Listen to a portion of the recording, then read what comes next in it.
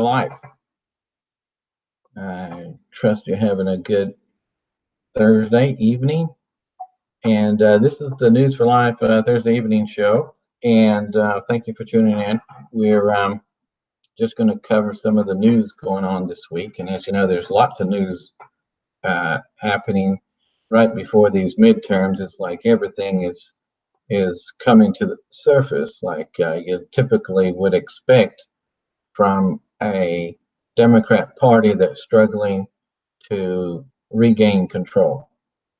So, as we know from the 2016 election, prior to that, we had a number of what I would call false flags, and I would like to play a little audio from that because, well, actually, what I like to do is talk a little bit about what really is a false flag or that, because some people hear the term and they're not sure what it means. So a false flag is in the old days they would have a ship, and you would have a ship and it would be sailing, and then to sort of sneak up on the enemy, what they would do is they'd put up the enemy's flag and they would pretend to be somebody that they're not, and then at the last minute then they would sort of take advantage of their opponent. So that's a false flag. So when you're doing an operation that's purportedly to be, for instance, a school shooting, well, if you've orchestrated it and you used mind control, then it's not really what the public would perceive it to be, which is a school, guy going crazy in a school with a machine gun. And so, for instance, at Parkland in Florida, what we had, a little while back was that you had students there, several students on record that were interviewed by the media, and they were all saying that there was gunfire coming from more than one location. And they also referred to even a teacher is on record being interviewed, and she saw the gunman and she said, "Why are the police here?" And this is, the media does not investigate. Anytime you see something like this, you know this is a false flag. It's a sure sign of a false flag. Here is a teacher, right? Not a student that's going crazy and hysterical and doesn't know what they're doing. This is a teacher. She describes this shooter that came up the stairwell, and she says on the record to the reporter, "What are the police doing here?" And what happened was, she said he came up the stairs and I was in my classroom inside the doorway, and she said he was about 20 feet from me. So she's not seeing him way in the distance, like 100 feet away. She couldn't really see who he was. No, she was like right in front of him, 20 feet away. That's nothing. And he had a gun and he was dressed like a policeman. Now, why is it that not one report, not even the Sean Hannity or any of Rush Limbaugh or say, for instance, just 1 second. Okay, sorry, got a call coming in here. Got to turn my ringer off. So what happened was you had clear red flags. So red flag is different to a false flag, but a red flag, there, number one, she's describing somebody in uniform like a policeman. Now, a policeman is normally like a pretty, mature, well-built adult, right? And so if a student dressed up like a policeman, would that be something what you would, question? You would say, well, I saw this very strange looking policeman, but she didn't say that. She made it sound like, and this is what you would want to ask these pertinent questions, is what type of policeman did you see? How tall was he? Give a description. Why is it that nobody asks those questions? I asked those questions right away when I heard that. And so, that was really, that was a big red flag there. Why is it that the media doesn't say, oh, we've got a teacher here and she's described the shooter as being a man dressed up as a policeman. The media doesn't ask that. Nobody asks that. So if they don't ask that, that means they're purposely. The media knows what was said. But so if they're not asking these questions, then this is a sign that this could be a false flag. Which leads me to the other word, which is conspiracy. How many of you do you believe that there are some conspiracies going on in the United States? Well, okay, so do you know what a conspiracy is? A conspiracy is really simple. A conspiracy is where there's two or more people coming together to plan an event that's usually illegal, unlawful, or evil. So a conspiracy is, for instance, like the Mueller investigation. He was looking to see if Trump had conspired with Russia to interfere with the 2016 elections. Instead, what we did uncover, or what the investigation uncovered, and with the help of the Senate asking questions, is that what they did uncover was that there was these FBI agents and DOJ, Department of Justice agents, that were acting in an improper way, conspiring with one another.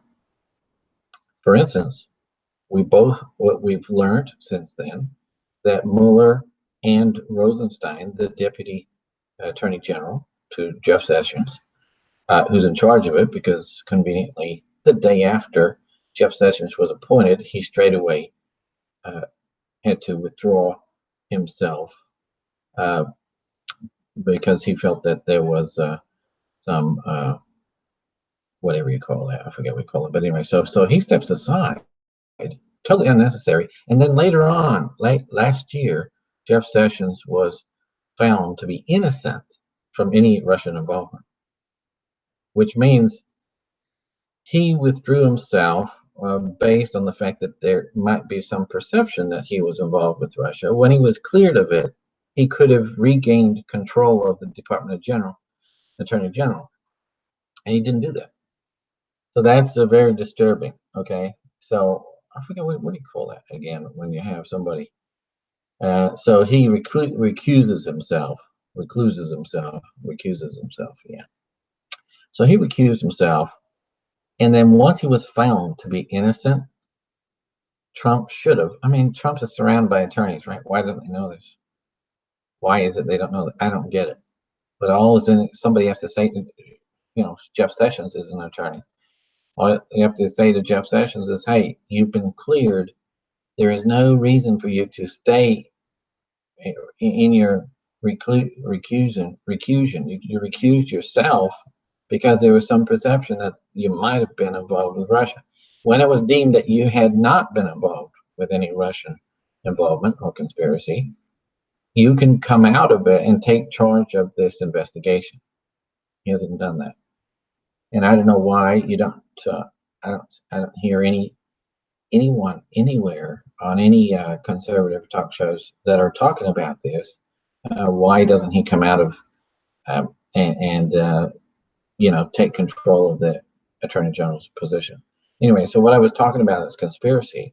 And so what you see happening is you have Mueller and Rosenstein, who are been working together for many years.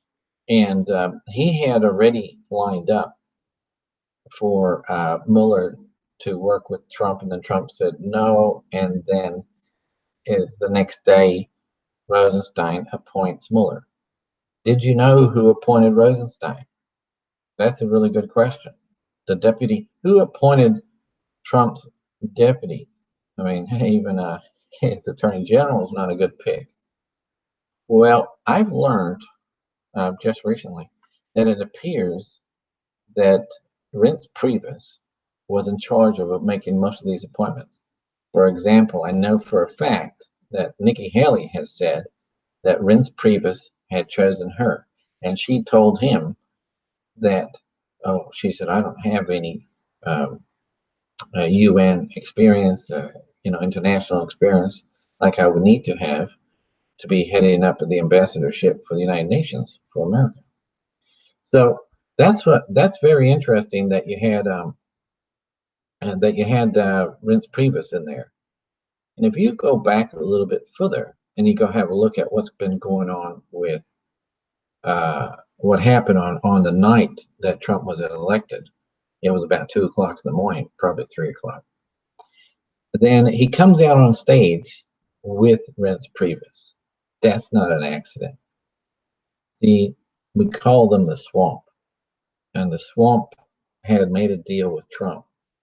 You know, a lot of people say that it's the white hats and the generals in the Pentagon who put Trump in power. And the deal was they had to work with different factions, different agencies. Well, you've got the Pentagon, you've got the FBI, the CIA. The CIA really controls the government more than anything. So I wouldn't be surprised they were involved in to some extent. But you've also got the Republicans. Well, the Republicans say the swamp leaders of the Republican Party. Well, they had done some deal with Trump where Reince Priebus had to be in there, and then Bannon somehow got in there as well. Okay. Now, Reince Priebus was appointed immediately the night right when he announced his victory over Hillary in 2016. So this was something that was part of the deal. And he made out like he was such a great friend and he was so responsible for him winning. so that's pretty sad. But anyway, so he had invited Nikki Haley, who had no experience whatsoever. And so she said, well, not to worry. She was going to be trained every 2 months. She would meet with Henry Kissinger. Go on Amazon and do a search for the New World Order. And you'll find a book there by Henry Kissinger. Yeah, he wrote it. And since Nixon, Henry Kissinger has been involved with the restructuring of the New World Order, and he has been heavily involved with that. The New World Order, of course, started way, way, way back. Some say as early as 1880, and even some say as early as, let's say, 1860. I'm not really sure. It might even have started before there, but you see, like they start grasping for control, and it's like after decade, they slowly make some progress until Trump came along. And he's not one that can be owned. He doesn't need millions of dollars. He's already been there, done that. He's already got his billions. He thinks that he's already lost being president of the United States. He's already lost some. He thinks about $2 billion. Okay, so you can't buy somebody who just lost $2 billion. Okay, you're not going to buy him. So that's one big difference about Trump. Okay, so conspiracy. We had Rosenstein and Mueller, and they had conspired in the past together. In fact, that whole thing is going to be uncovered. And then you have Strzok and Page. You had these other high level, like very high level in the DOJ and the FBI operatives that were involved in a coup d'etat. So Trump is a survivor of one of America's coup d'etats. It's not the first time, and it most likely won't be the last. So yes, there was a coup d'etat, and it was always going to be a coup d'etat, either by, say, the good guys, like in the military, who were going to put a stop to what Obama was doing and Hillary. So had Hillary won, it would have been a civil war. But because they were able to get Trump in, and I believe that was an act of God. I believe that the Clintons had such a grasp of fraud in the United States over the elections that they had everything necessary to pull off a win. They calculate this like years in advance, how they're going to win each state, how they're going to control which states they need to control. They don't control every state or every precinct. They control the strategic ones, and they buy them off. They do whatever it takes. In fact, it's been in courts for about several years, where one party has actually sued, where there was a third party that was intercepting the votes. So what they would do is they would have the state districts. They have said, like in North Carolina, you might have say 88 districts, and they would all send in their tallies to the this goes to the Secretary of State. So the Secretary of State's office receives these, but it really goes straight to a computer. So what they did was they inserted a third person or a computer. So all these all these votes would then be sent to this computer, and then they would be sent to the Secretary of State, to their computer. And then it would sort of juggle the numbers, and then it would send them off, and it would give the result that they wanted. So you could vote whatever you want, and it didn't matter because the Secretary of State always received the correct, and they already know this months before.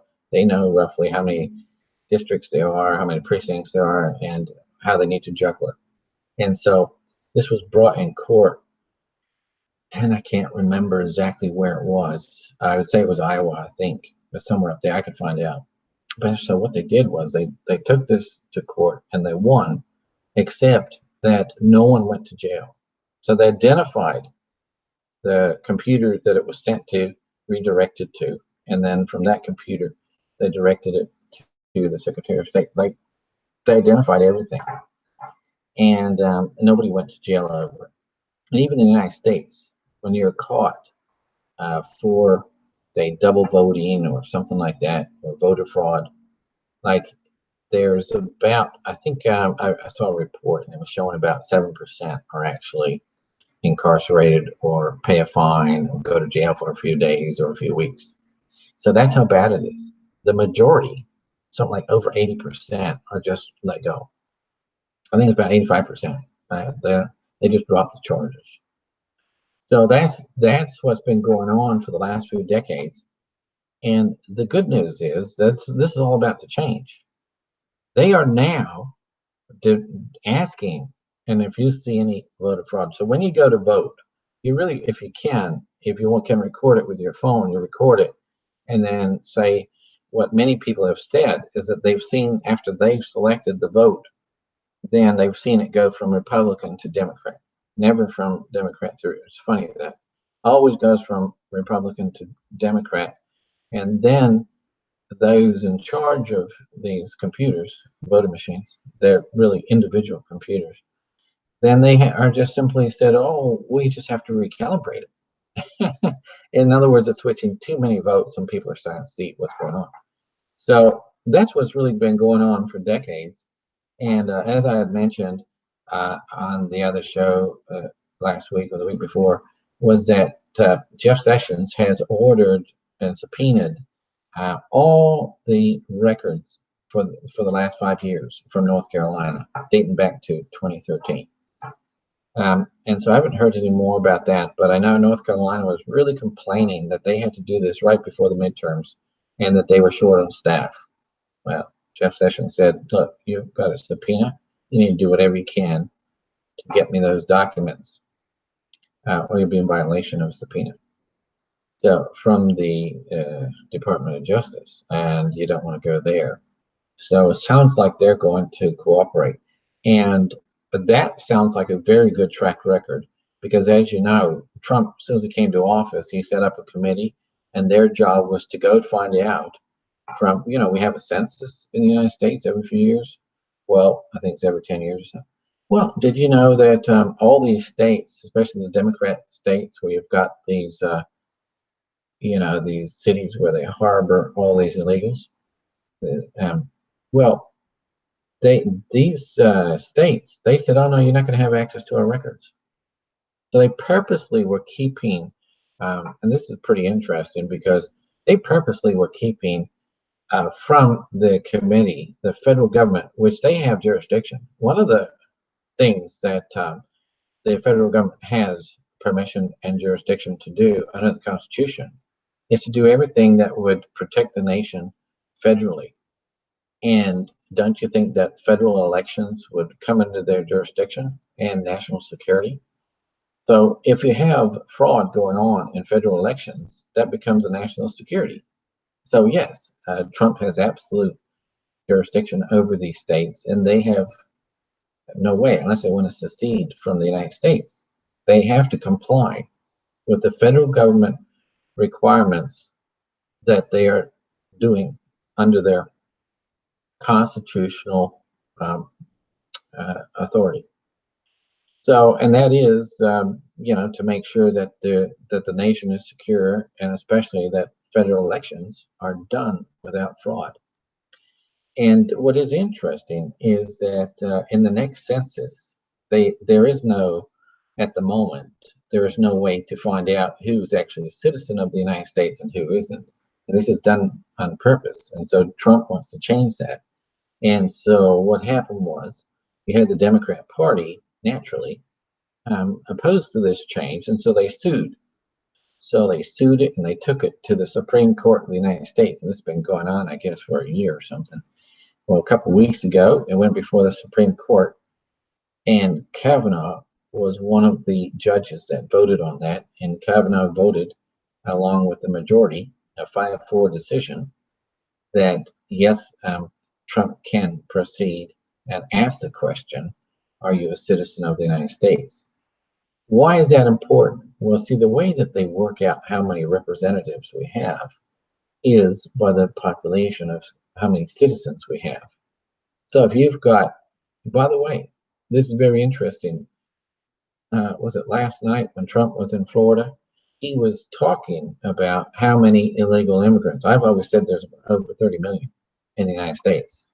And he said last night, the first time I heard any public official say this, is that there's 25 to 30 million illegals. That's really good, because they were saying, the media was saying 11 million. It's a fake number. They just have this fake number. It's nowhere near close to reality. It's like 2 or 3 times that, as Trump's alluded to. It's about 3 times that number. So they don't want to make out like there's a big problem. It's just a few million. Well, no, it's not. When you've got 30 million, that becomes a lot. That becomes a lot. You got 330 million people living here, and you say in an election, you might have, in this election, we might have 90 million people vote. That's on average for the midterms. Hopefully we get twice that, okay? But, so we only have 90 million that vote. And if we got 30 million illegals, maybe say if half of them can vote, or a third of them, they're adults, none of them can vote. They're all illegal, so they're not allowed to vote. But in California, if you apply for a driver's license, you're automatically given, it's checked off that you've got a voter registration when you apply for your driver's license. Illegals are allowed to apply for a driver's license over there. So automatically they're enrolled to vote, automatically. That's the way Jerry Brown has structured California. By the way, I was listening to Chuck Carlson. He was in California. He was doing a debate. You might have seen it just a couple of days ago. And he was talking about how in the last 30 odd years, do you remember who was governor back in the 70s? Who was it? It was Ronald Reagan, one of my favorite presidents. There aren't too many good presidents, but there's 2 presidents that I have a lot of respect for what they said. And you can say some good things. You might not be able to do them. But so you had Ronald Reagan said a lot of good things, and John F. Kennedy said a lot of good things, constitutional things. That's what I call a good thing. When you're supporting the law for which we live by. Well, the government is under the Constitution. Every officer in the United States government who is employed in a position in some office in the United States government must swear an oath to uphold the Constitution. So that's why the Constitution is very important. And so you would think it would be important to all who are in office. And apparently it hasn't been too prolific. And there was just a few presidents in the past that really took it seriously. and that was Ronald Reagan. And he was governor of California, and I guess he did a pretty good job. Because, I don't know if you know this, but the school system in California some 30, 40 years ago was either the second or the third, or it's in the top three. There's either 1, 2, or 3, where it ranked out of all the United States. They had the best school system in the top 3. Yeah, I'm pretty sure Carlson said 2, but it could have been first, second, or third, different periods of time. Well, that's quite something, because right now it is ranked 48th. It's just the opposite. Under how many years that Jerry Brown has been there? Like forever? Well, I think it's just the third run.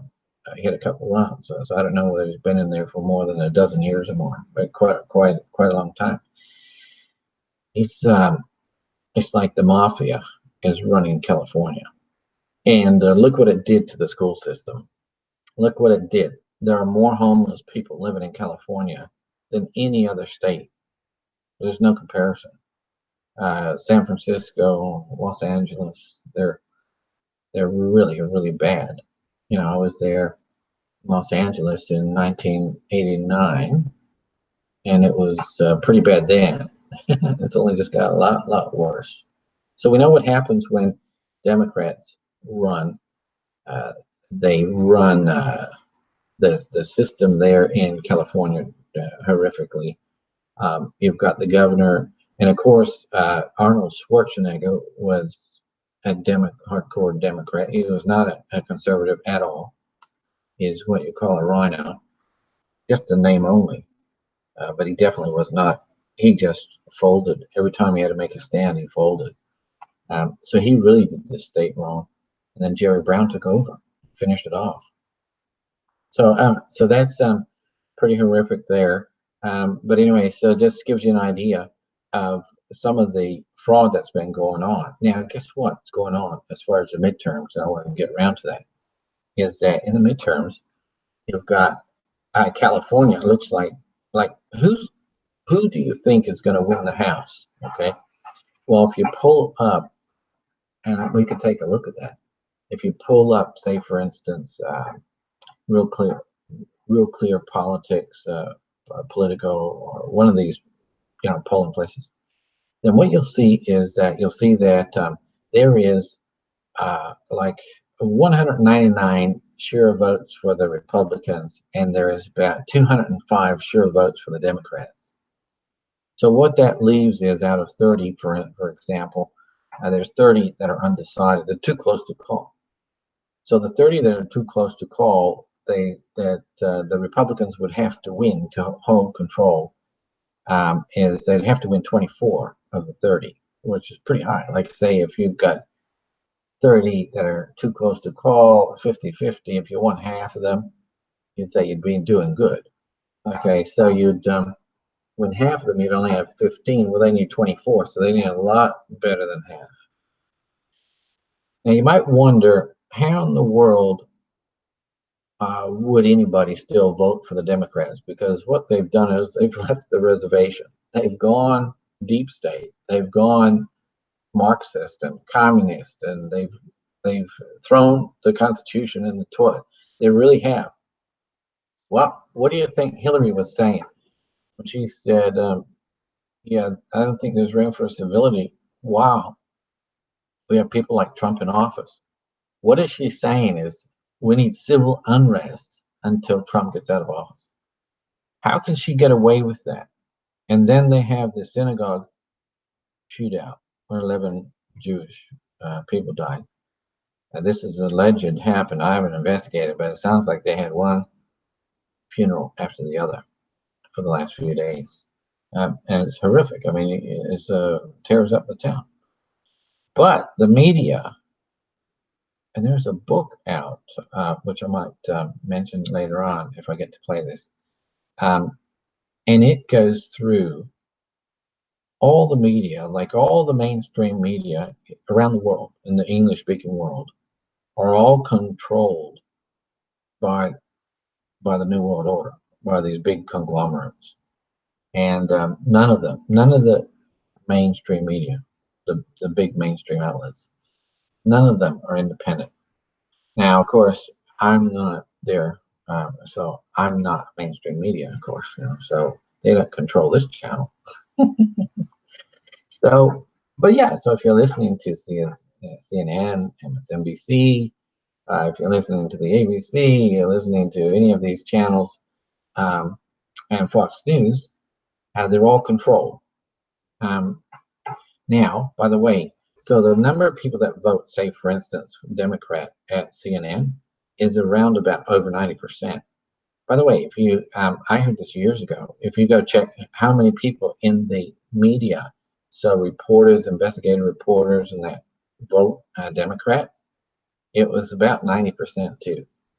So if you've got 90% plus of journalists voting Democrat, not only just voting, they actually contribute to the Democrat Party, then what's your news going to be like? It's always going to be twisted.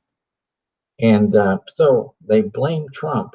White supreme. They say white supremacists were the ones responsible for the bomb letters. They put these bombs in the mail, and the mail bomber from Florida, this Indian guy, alleged guy. I'm not sure anything about. I haven't studied it, so I don't know. But I never believe what they report anyway, because how can you believe them when they're swamp rats? These are leftist, communist controlled media. It's been like this for decades and decades. You can go back to even the 50s. They were admitting that this was the case. In the 50s, they said our media, one guy, I don't know if it was Walter Cronkite or somebody like that, in the 50s is saying, if you think that we have a free media and that we could just present the news as we'd like to, he said, man, you don't know what you're really seeing. And so he said, yeah, that wasn't the case at all. They were told and scrutinized what they could say, what they couldn't say. And so it's been under the thumb of the CIA. The CIA is in control of almost all Western media, including, say, Germany and other places. And I've heard reporters talk about this in other countries. So it's not just the United States. Now, let's get back to where we were. I forgot where I was going with that one, but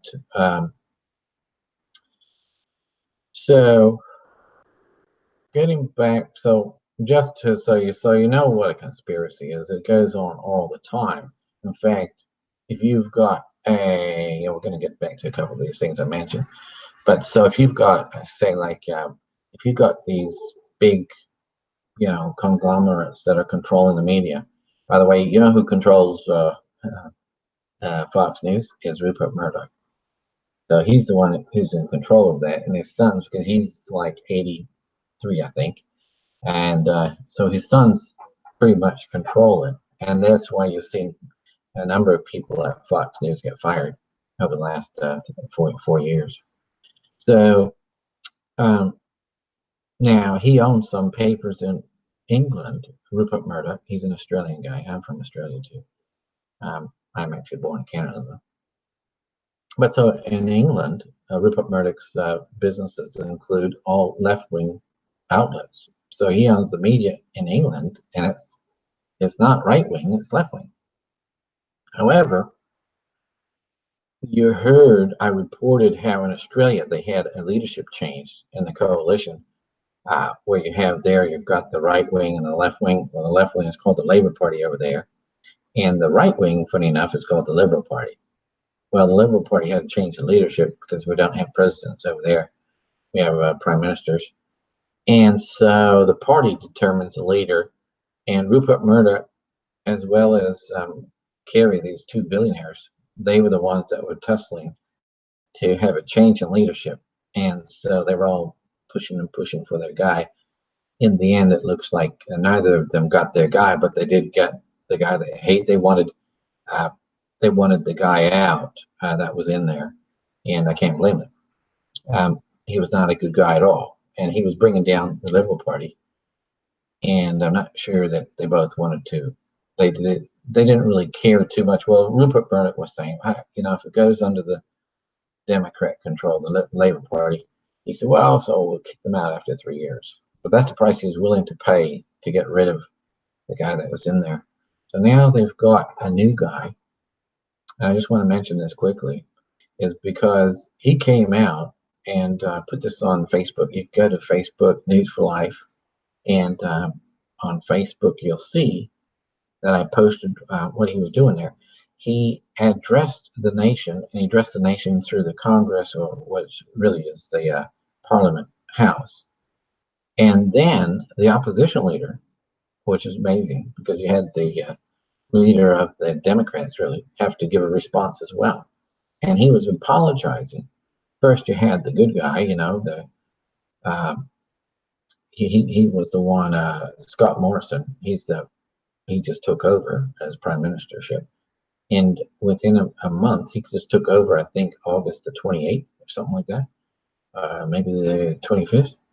And so he has not been in very long. And the first thing he's been doing is he organized this big, day of repentance kind of thing.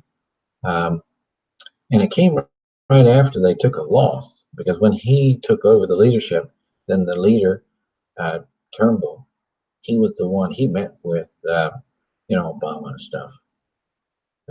Pretty bad back in those days. Obama was just shocking. Walked around like he was just it. They're just amazing. Everybody hated him. But anyway, Turnbull was kicked out. And so, of course, his seat came up for election. It was a by-election. And when he was tossed out, he didn't help the party any to save his seat and make sure it goes back to another conservative. He left the country, went to Singapore or whatnot. And so what happened was you had it go to an independent, which is fair enough. But they only had a one-seat majority. And so now that for the government, it's a coalition. It's a little bit different than over here. So now he's ruling without a majority, but he's still strong enough to stop the Democrats over there, the Labor Party, from toppling them over. They can't put a vote of no confidence unless they have a majority that can do that. And this independent said that she won't join with them to do that. So they need, a few to join with them to do that, just like over here if they're trying to impeach Trump. Well, so what he did was he did this apology for all child sexual molestation that's been going on for decades and decades and decades in the not in the United States, in Australia. And so he had that formal address. It's like address to the nation that Trump does once a year in January. Well, he did that, and he just focused it just purely on asking for forgiveness, because, like you heard recently, is that in the Catholic Church, you had uncovered a lot of the pedophilia that was going on there. We heard nothing like to speak of, like in the realms of the government of the United States. I really didn't hear anything. Well, in Australia, they did this investigation, and they found out that it was in churches, it was in the Salvation Army, it was in the Anglican Church, which is the Episcopalian Church, and the Catholic Church. It was in the government. It was in all levels of society, and it's been going on for decades and decades. And so they would have these horrific stories of these children that were used in as sex slaves under mind control, like the CIA does mind control to control the kids, from when they're very young. And I heard that in Australia was Dobson, who said that there was about 60,000 children sacrificed every year in America, and the satanic rituals. A lot of them have to do with pedophilia and satanic rituals where they, do horrific things. It's much like we read about in the Bible, in the Old Testament. So Satan is still there. He's not doing it like he did it in the old days. He's doing it very secretively. And so, 99% of people have no idea what's going on. I shouldn't say 99%, because there's probably a lot more people. It's funny how all the people I talk to, they know what's going on. Well, so anyway, so that's what's going on there. That is huge, because to avert God's judgment on a nation, it's like the blood of the innocent will cry out, just like Abel's blood cried out. And then it says God comes down to investigate what's going on. Sodom and Gomorrah, they have all this sin going on. It was all a sexual sin, sexual molestation, and probably of children too. And that was horrific. But I think what was going on in Sydney, Melbourne, and different places in Australia was probably a lot worse than what we've seen, what was reported in the Bible about Sodom and Gomorrah. And what did God do to Sodom and Gomorrah? He turned them to ashes. There's nothing left of them. You can go there today and you have scorched earth where these 5 cities once stood. These 5 cities had walls around them and they had streets in them. And because it's out near the Dead Sea, the amount of rainfall that they have there is very, very, very little. Maybe a couple inches a year. I don't know what the rainfall is. It might be 0. Maybe just in a few years that they might actually get some rain. But anyway, so those cities are pretty much looking much the same as they were. Let's see how far back that is. That is about, if my memory is correct, about 1900 years BC. That's almost 4,000 years ago. So in 4,000 years, those cities, the cities of Sodom and Gomorrah, those 5 cities, the remains of them are still there. You can still make out the walls, and they even had a sphinx in front of the cities. We'll be sitting there. You got to, when you approach into the city, you'll see the sphinx. I can get you photos of this. Well, I might go into that a bit more detail some other time. So those are still there as a reminder, although most people don't know that they're there because the media would never talk about it. They're there. CNN could go take a crew there and verify it. It's the only place on earth where you've got sulfur balls encased in hard ash. Okay, so obviously these sulfur balls came down on fire from heaven and they burned up the dirt and everything. And then what caused the sulfur to burn out, so it stopped burning, was that it suffocated the lack of oxygen as the dirt around it formed a tight shell, and then that blocked off the oxygen, and so that left a ball of sulfur. So maybe the balls of sulfur were this big. They came from heaven. What? Oh, so that's amazing. You know, meteorites are going to come down. They're going to become in balls of fire. There was that one that came down in Russia, and it flew over. As it flew over, right before it hit the city, it's breaking this. It's going faster than the speed of sound, so it breaks the sound barrier. So that is a sonic boom, and that was knocking out windows and everything as it landed. Well, can you imagine if you've got not just one, but you've got a whole bunch of these hailstones flying at beyond the speed of sound, going kaboom, kaboom, kaboom. The sound itself would bring total destruction to the city. And then, of course, they're going to be on fire because it comes through the atmosphere.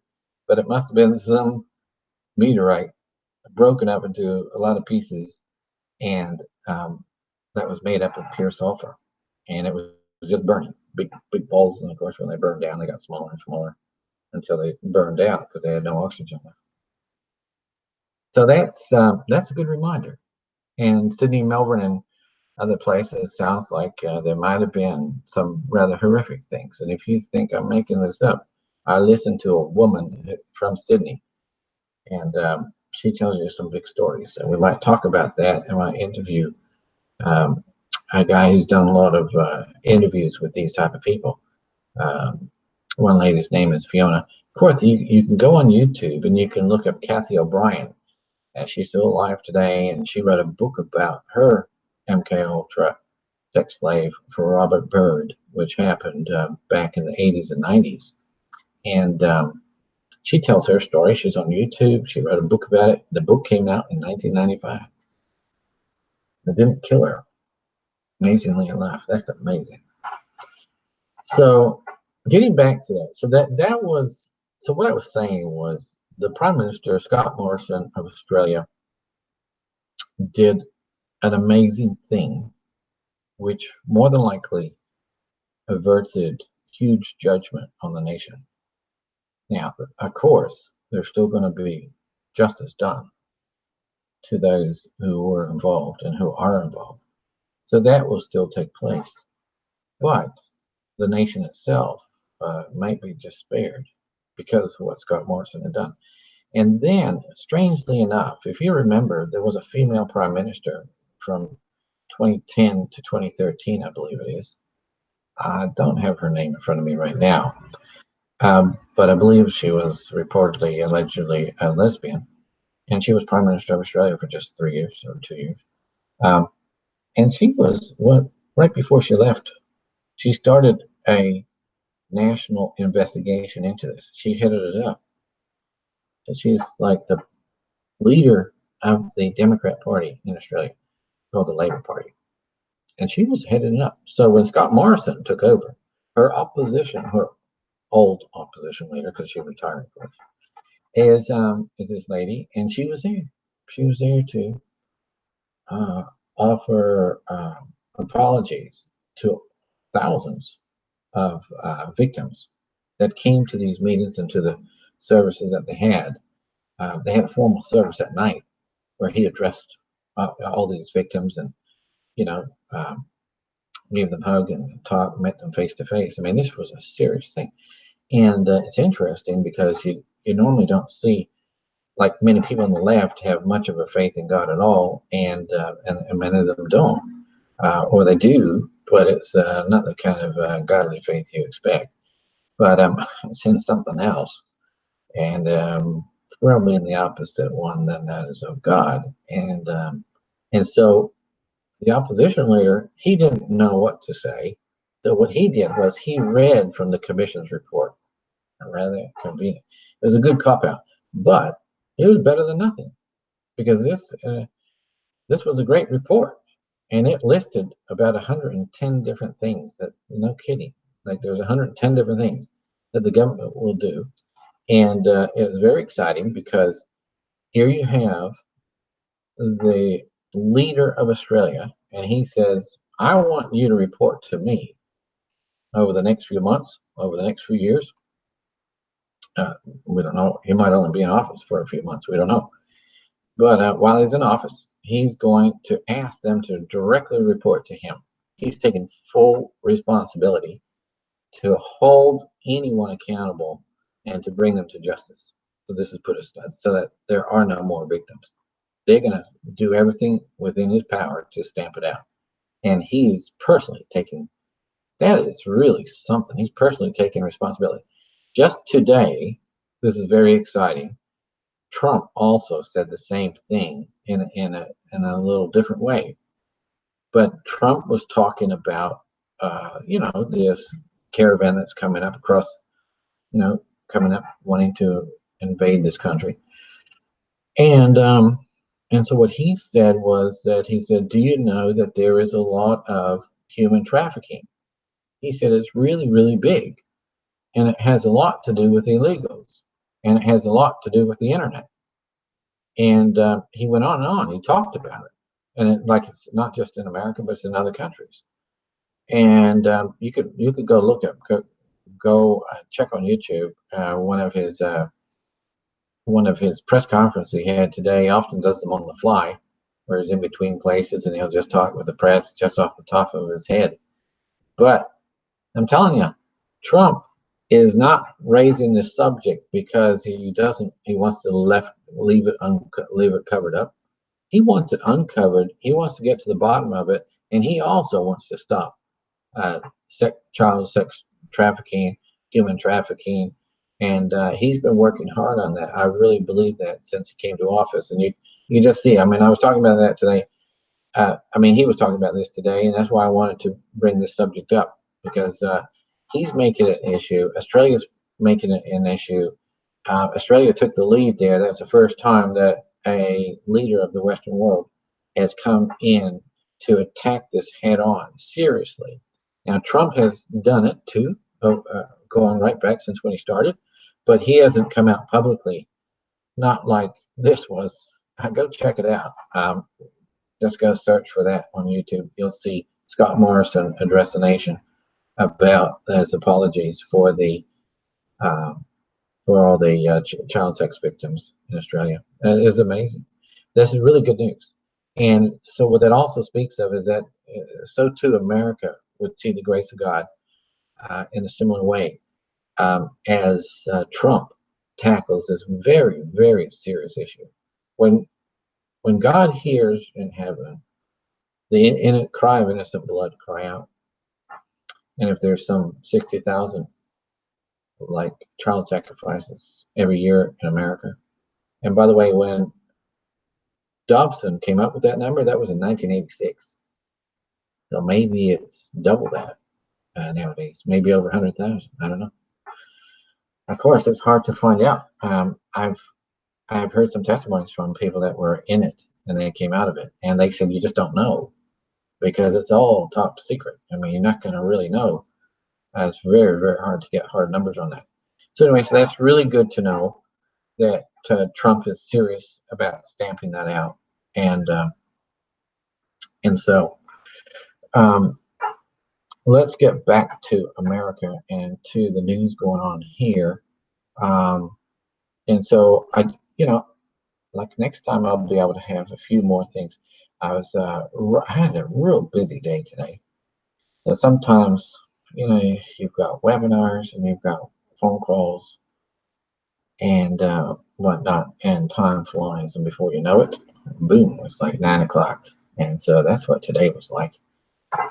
Nonetheless, so let's take a look. So the good thing is about anybody that's perpetrating fraud, and I expect the fraudulent votes to be approximately around 10 million, anywhere from 5 to 15 million in this round, because the Democrats are more desperate than they ever have been. Like, so if you hear on Rush Limbaugh today, Rush Limbaugh actually interviewed DeSantis. He's the what do you call it? The governor candidate nominee for the Republican Party of Florida. So DeSantis is running against this absolute loser.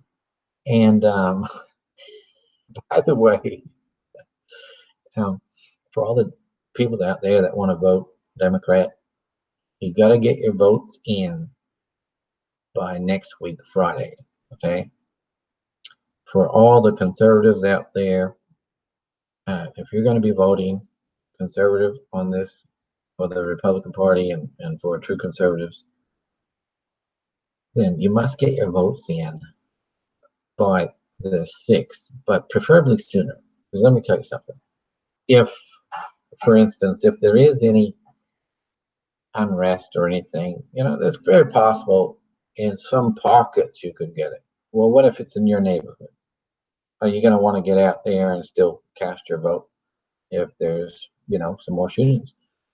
Why do you think that we had the synagogue shooting? Okay, why do you think we had these mail them out? These are not white supremacists. Well, that's a good thing.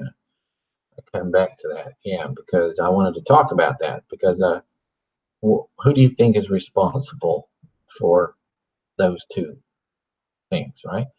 And there's a very high probability of maybe 80% that there's going to be another type of shooting or two before the 6th.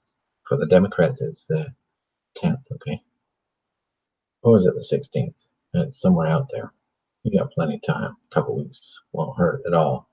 We'll count your votes, even if it's in December, it's no problem. We'll count your votes. So, yeah, so anyway, so what was I going to say? So yeah, so what I wanted to point out was, I forgot where I was going with that, but I wanted to get back to this here is who do you think? They always say that, I mentioned this earlier, and I wanted to finish. That's what I'll do. So sometimes mention a topic, and that will lead me to another one, but I'll eventually come back to it. You know what? If I actually had a way to check, which I don't know how to do, I'll have to find out how to do that, is to check, no, I should be able to see that on here, is I should be able to see. I should be able to see the text, just in case any of you are texting me while I'm chatting away here. In case you have some questions. I'm not even paying any attention. So let me pull that up. Maybe I can take a look at that. So I got this here, and let me see. Yeah, you just got a notification. That's what's so nice about this. You can go to notifications, and then you should see my my notification pop up. If you just go to, oops, today's like this. Okay, well, so I'll do it next time. But anyway, I know I just never had time to even. Oh, so okay, so I got that here. Okay, so we don't have any next time. But anyway, I know I just never had time to. There we go. So I just want to keep an eye out on questions. Okay, so now, yeah. So what I wanted to say for those maybe going to listen later on in the archives, you can always pull this up. It's that so you can. Oh, yeah, that's going to be a really distraction. Okay, yeah. So you can always pull this up, and you can always type in some comments underneath and hit share, like, and subscribe, and all that stuff. But also you can make some comments, and I'll keep an eye out for them because I'll get a message and see if I can answer any of your questions that you might have. So, but what I wanted to say was, so who do you think was behind that mail bomber? That, was it really just this guy acting alone? What about that shooter? And he pleaded, if you can imagine that, he pleaded not guilty. That is amazing. So he goes in there and he does this and he pleads not guilty. I don't know about that. So anyway, so he's in there. So what do you think? And he's also be like supposed to be like on some drugs, mentally unstable, emotionally unstable, and stuff like that. Well, no surprising. I mean, no one in the right mind would do what he did. All right. But anytime that you hear that some shooter is on drugs, you've got to be very concerned because the way that they do mind control is always with drugs. They're always going to, have the person put on drugs to make them unstable. And it used to take years and years to get a candidate so that he would be controllable and so that he would be, say, they can trigger some words. By the way, now they can actually broadcast straight into your mind words. And so they can go, as I can say, in Iraq, say if they're fighting in Iraq, right? The military has this. You don't believe me? Go look on YouTube. You'll see the military show how this works. So if they're driving tanks down and then they come across a whole bunch of Muslim crazy guys with their guns and everything, then all they do is go on the microphone and say, "This is Allah," and they do it in Arabic, of course. Uh, I don't want you to hurt these people. Put down your weapons. They want to give you food and water, or something like that. And they go, "Where's this coming from?" Because they're going to hear it in their head. They've never heard anything like that in their head before. It's like an audible voice of God, and they just broadcast it, beam it over. Amazing. Next thing you know, they're laying down their weapons. They've got some pretty sophisticated. They've used this in Afghanistan and in Iraq and other places. So when they have a false flag to do, getting back to the false flag, they want to use a patsy, somebody who's susceptible to their promptings. And the guy in Parkland, his own testimony said he heard voices in his head. Anytime, anytime the Aurora shooter, he heard voices too. But that's like a red flag. Anytime you hear that, it's a red flag. This is not what it might be seen. And then the government's or the FBI's narrative is not at all something you can trust. And there's so many things with Parkland that is raising red flags. It's not funny. So then, okay, is it? So then Trump is considered this racist, lunatic, far right wing. By the way, just so you know, you have this is my view of the left and the right. Okay, so you have the center, then the further left you go, the more the government controls your life. Okay, so you have all the way to the far, far left. That's where the government does everything. They know everything about you. By the way, speaking of that, in China, they would have like speakers. I heard it today on. I was listening to the radio or something, and might have been on Glenn Beck. And they were yeah, it was, and they were talking about it in China. So if they put out an announcement on the public railway, so if you're taking a train to work, they say, oh, okay, yeah. So if you're ever caught not following the regulations, whatever the regulations are, you better do them, because if you're caught not following these regulations, then um, what's going to happen is you're going to get a negative credit score. It's going to you have a social score, and if you don't have a good social score, or it becomes really really bad, you won't be able to buy or sell anything. This is already going on in China today. That's really that was what I heard today, and she's putting out all these warnings. Like, of course, this was English speaking, would have been Mandarin. And so they put out all these warnings why you should, follow the regulations. And then at the very end, it says, yeah, because if you don't, this will go against your credit score, your social score. They're redoing this. They know who you are, every single person out of millions of people. And when you come out of the bus station or out of the train station, they can look at your face. They can find out if you're angry or sad and stuff. All this video recognition software gets fed into computers, and it tells them all these little details about you. And if you're having a bad day, they want to know why. And this guy, he flew into Hong Kong, I think it was, or maybe Macau or somewhere. I think it was Hong Kong. Yeah, it was Hong Kong. And he forgot to tell them at the airport where he was staying and stuff and fill out all the paperwork. They met him a few hours later at his hotel. All the millions of people in Hong Kong, the government. Oh, we got one guy here, didn't get us. Yes, he's got a visa to come here, but he didn't give us all the paperwork to say where he's going to stay. And they knew where he was going to stay. They just didn't get him to fill out their paperwork. They know everything. So, so that's what's going on, and so that's the type of mind control that they can have on people. Is they can broadcast, and you're going to hear voices in your head. That's a big red flag. So what happened with this mail bomber in Miami? They said that they tried to make him look Caucasian, because how are you going to be a white supremacist if you look like a native Indian or something? I'm not sure what they're trying to say he was, or Cuban, or wherever they think he was from.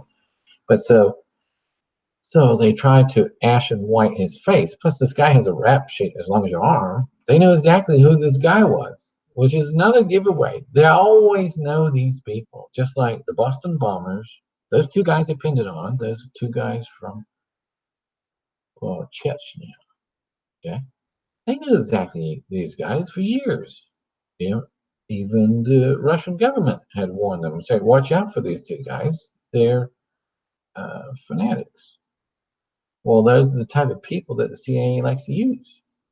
And so the CIA put out all these reports. They're searching for these two guys. They're not searching for nobody. They know where everybody is. They had to pretend that they were searching for these two guys, the two Chechens. And then they do this. Uh, they do this, cop chase, and they track them down. And one guy gets shot and captured. And then the other guy escapes, and then he gets captured. It's all a big ruse. It's all to make it look like um, a story that it's all acting. Before the Boston bomb went off, there was an announcement that saying, "Don't be alarmed if you hear bombs going off. That's just a drill we're doing." They always do these drills on the day of an event where there's going to be well, they say it goes live, so they have a drill that goes live. So they're supposed to do these fake bombings, but then they go live. Well, actually, they're still fake. Getting back to this, so with this guy, he's well known. You go, you'll find out if you dig into it. I haven't dug into it, so I have no idea. I haven't dug into the shooter that killed those 11 Jews. But I'm saying, dig into it. You'll find some things to look for. You'll find out that they were known by the FBI, that they had a long rap sheet, that they were on drugs, that they heard voices. You'll check them all off. That's a false flag. It's not a coincidence. It happens every single time. That's the markings of a false flag. I can tell you what they all are. Every time I look into any of these, I'd say 90%. Now, I'm not saying it don't happen. I'm not saying there's no dead people. Sometimes there are, sometimes there's not. Say, for instance, Sandy Hook. I don't believe there's anybody dead there. And Alex Jones got in trouble with this for the media. Oh, you're crazy saying there was nobody killed, and Alex Jones is backing away from that. No, I never said that, and I just said we don't know. And he knows there was no dead bodies in Sandy Hook. So you can look at it. The school had been closed down for 2 years before the shooting because it had asbestos, and so it was a ghost of a school. There was nobody there. There's a lot I can go into that too, but we're not going to go into that. But so let's get back to the. So then, now I heard this and I haven't checked it out, but could some of you go check this out? Is what time does a synagogue start their service on Shabbat? And then go find out what time the shooting happened. Because from what I heard is that it was before the service even started, and there was very unlikely nobody there. And the guy that said that, he also said he checked into it at this other church that was shot up in Texas. And he said, guess what?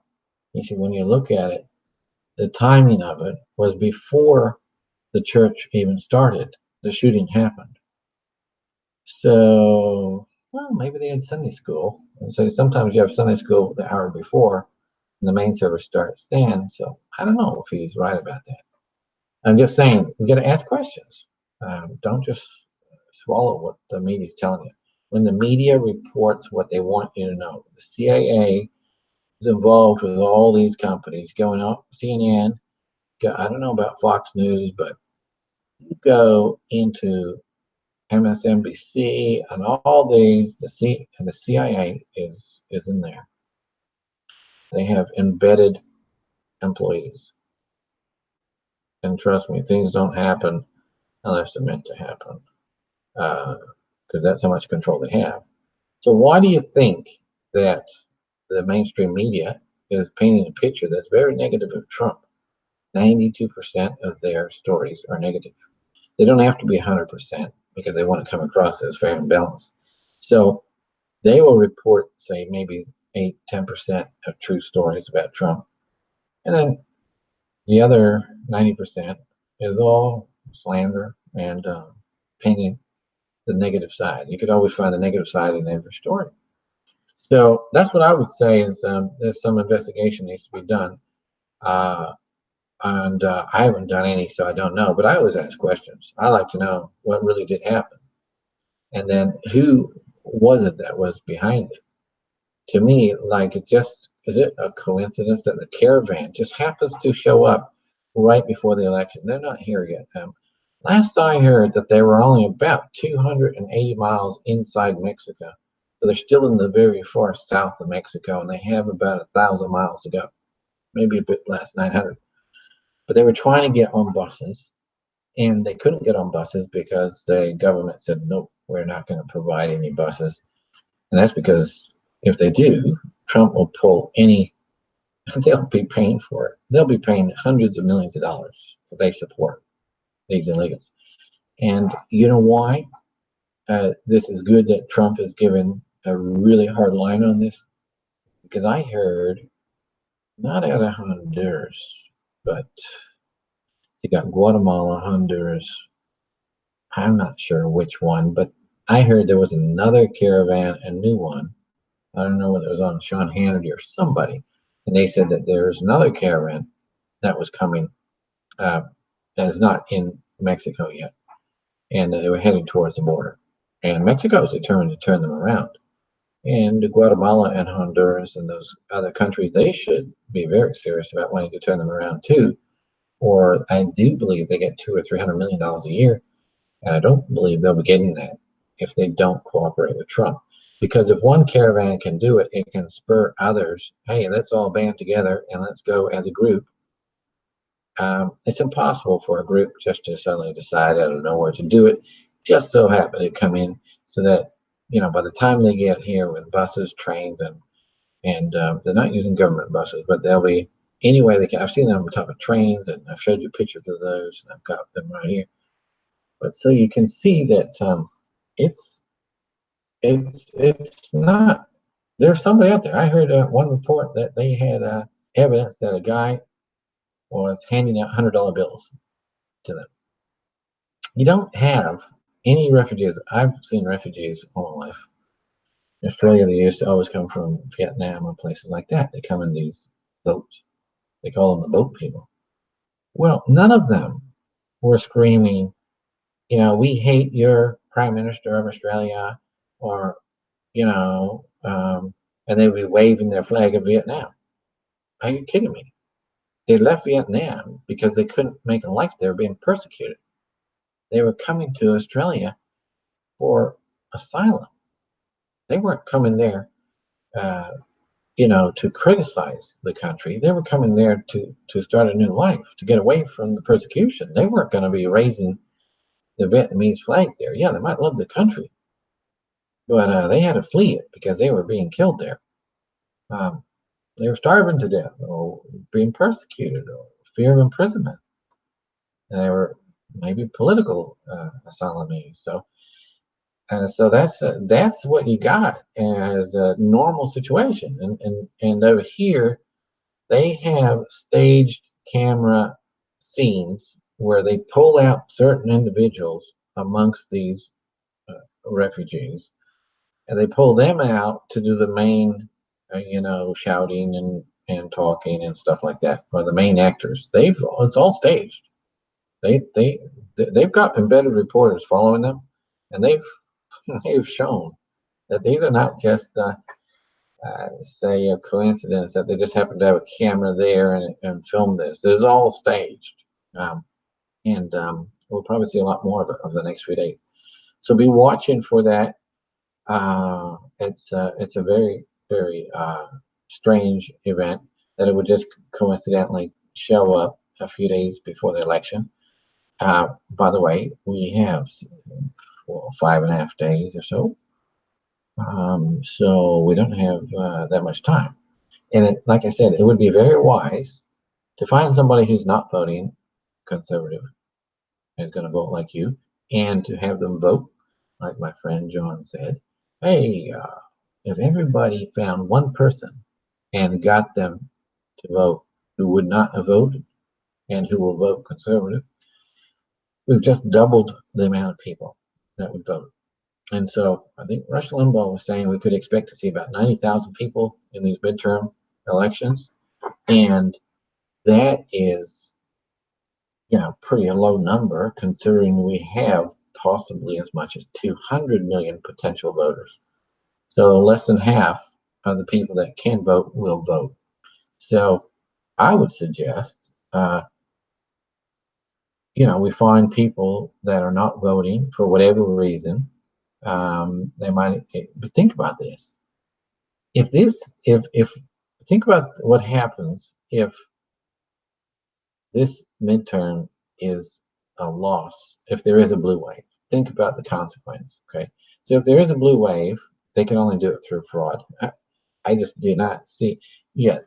The Democrats, or some call them the Democrats, are extremely motivated, but only the base is.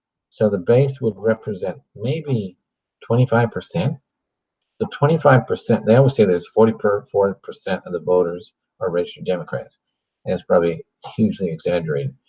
But say if there is 44%, they're registered Democrats.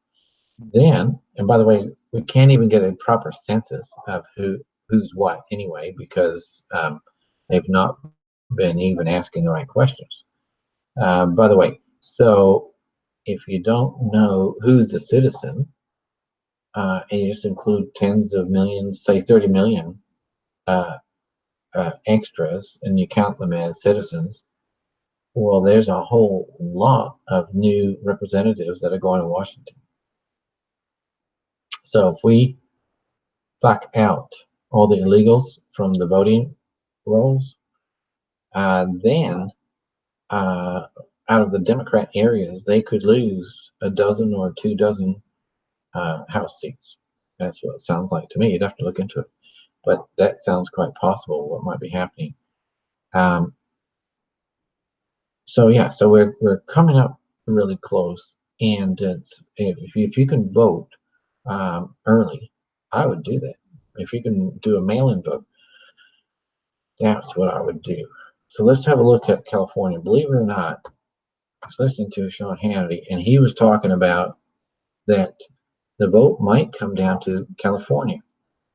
And that's because whenever they're going to do fraud, they're going to do it in the strongest Democrat districts, like in Miami, Miami-Dade, in Pennsylvania, in New York, in New Jersey. By the way, there's lots of good news happening in the races, and so we can see some really good things coming about. So that's but in California, it might come down to that. And for instance, that the polls are showing that there is this one lady, Mimi somebody, and she's in Orange County, but she covers a large area, and she's supposed to be losing, according to the polls. All right.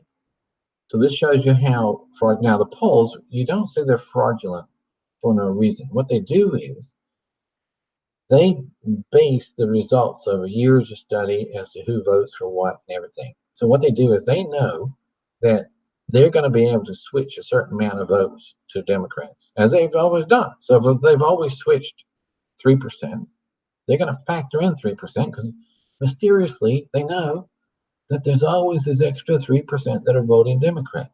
So they just factor it in. It's not real.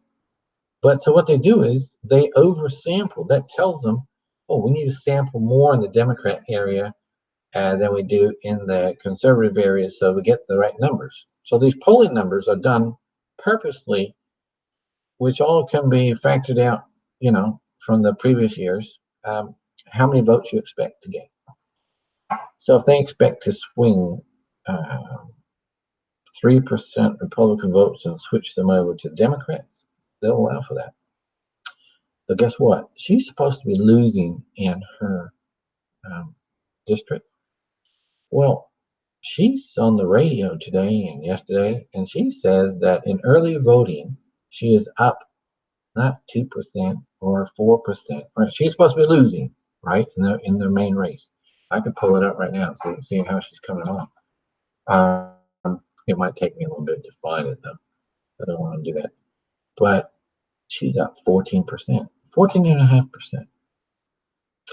So that is huge. And also, it's up something like 100%. So when you go by early voting statistics, they're up about 100% roughly. So there's a lot more enthusiasm if you go back compared to other midterms. So there's just an example there where you've got somebody maybe on the news that if you look at the polling and they say, oh, she's going to lose and they're going to win it, they're going to win that. They're going to win that seat. When in fact they are going to win it if they use fraud. We get to pray for confusion in the enemy camp and so that there will be no fraud. And we just pray against that, pray and fast against it. This is serious. Our battle is not against flesh and blood. We are fighting against rulers and principalities of the air. That's who we're fighting. Who wants to control this country? Yeah, the prince of this world wants to control America. And he's been losing grip, and they've been furious that they lost in 2016. Hillary is still shocked that she lost 2 years later. She still can't figure it out. She didn't lose. Obviously, she won, and she won the majority, fake votes. She's the winner of the fake vote award. But she just didn't lose. She's not president. She doesn't know why. I should be president, but I'm not. Why is that? She's every time she goes out to talk, there's no end to it. So, yeah. So we've got that going on. So that's it. I was just checking. So of course Trump's got all these troops down the border, and people are afraid. Oh, that's going to be turned nasty. If we end up shooting half a dozen illegals as they try to cross the border, that will give every reason for Democrats to win in this midterm. That's what they're probably hoping. So actually what I said Trump actually paid about $20 million to have this caravan come up from Honduras and Guatemala, because there's nothing better for him as far as getting support for a wall, is by bringing in a huge army of people desperate to. So just pay them hundreds of dollars to come over, and many of them are criminals. Go check, and I'd be shocked if a majority of them don't have a criminal record. It's easy to find out. Yeah, the majority will have a criminal record, and they were paid hundreds of dollars to get out of jail and to jump on board with this. And you'll find Muslims there from other countries, and so they're flown in. Costs a lot of money to do all that. They didn't just happen to be walking past, and they're from Bangladesh. So anyway, so that's yeah. So what's going to happen on the border with these troops? And should Trump send troops to the border? Well, so the question is, are they going to be armed? Well, soldiers are armed, but if they're going to go under the same rules of engagement, I don't know if they're going to be armed, because I'm not sure that some of our Border Patrol agents are armed. So if they're just going to be helping, but I've heard from a military general or something, and he said that they've got all kinds of expertise in soldiers and how to build barriers, how to build fences, how to use vehicles as a barrier. So they've got a lot of tools at their disposal where they definitely won't need to use bullets. Now, I've also heard that Israel, Benjamin Netanyahu, had sponsored this caravan, which is a good point, because he wants Americans to know what it's like for him to protect his Gaza Strip border, his border with Gaza. So the best way to help Americans sympathize with his struggle to keep peace on his border is to simulate it and to have thousands of them drive up into Texas or Tijuana, Mexico, into San Diego. So obviously Benjamin Netanyahu got behind this and paid out millions of dollars for these to travel up to the border of Texas or California. And so Benjamin Netanyahu says, okay, now we have a problem. We don't want to shoot them, but we can't let them invade our country, especially if they're coming, with drugs and guns and to do us harm. Then out of self-defense, we might have to shoot them. But in the meantime, we're going to use tear gas, and we're going to use whatever means possible that's not lethal, to keep them at bay. And so Trump is probably making a few phone calls. Hey, And Bibi, what should I do with this rush on my border? Should I throw grenades or tear gas, or what works best? How can I keep them away from that fence? See, my fence is only like a cattle high fence. It's not like your fence, which is, 15 feet high. So Trump's got it really bad compared to the Gaza Strip border, where the Israel has erected some pretty good barriers, and they're still getting through those barriers. So they'll have no trouble getting through our cattle fence barriers that we've got down on the border. So yeah, so I don't expect that they'll be, given any orders to shoot unless their life was being threatened. You've got to stand your ground. By the way, Gillum is supposed to uh, remove that stand your ground from Florida law. Can you imagine that? I'll get back to Gillum in a minute as I wrap up.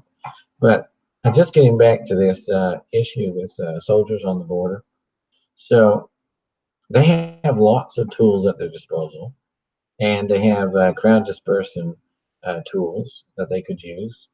I don't know if they're going to use them, because if they use them, it's kind of like letting the cat out the bag. Hey, we've got these tools, and you better stay in line, or we can use them against you. Speaking about the Americans.